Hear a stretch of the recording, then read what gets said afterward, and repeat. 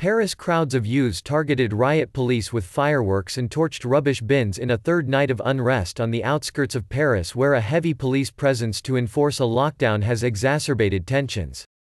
France's banlieues, high-rise, low-income neighborhoods that encircle many of its cities, are frequently flashpoints of anger over social and economic inequality and allegations of heavy-handed policing. In Villeneuve-la-Garenne, where the trouble first flared on Saturday after a motorcyclist crashed into the open door of a police car, youths aimed volleys of fireworks down streets lined with housing blocks towards police lines. France's lockdown permits people to leave home only to buy groceries, go to work, seek medical care or exercise. Some local residents said officers deliberately opened the door into the path of the motorcyclist, who required surgery to his leg. An investigation was underway, police said.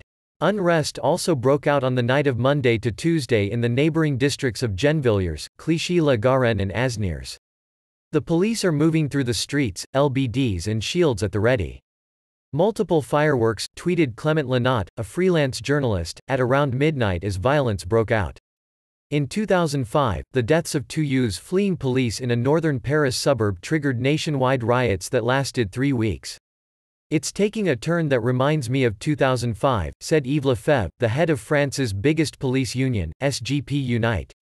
"What I fear is that it will explode in the banlieues. It may get very difficult. Police resources were being stretched by an absenteeism rate of about 10%, Lefebvre said, with officers off sick, in isolation or having to look after children during the lockdown. If tomorrow we're confronted by widespread urban violence, we would have trouble keeping on top of it unless a curfew was put in place, and the army called in to help enforce it," Lefebvre added.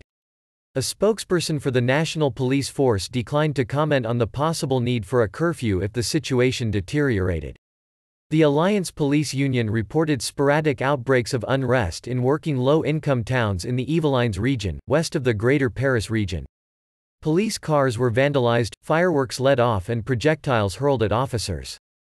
Julien Lecam, head of the Alliance Union in the Yvelines, said officers from investigative units were being redeployed to street patrols to maintain numbers. "Normally one town is an LSQUO, on duty, and they pass the baton. Last night it was all of them," said Lecam. "There were violent groups in all our difficult zones looking for contact with the police.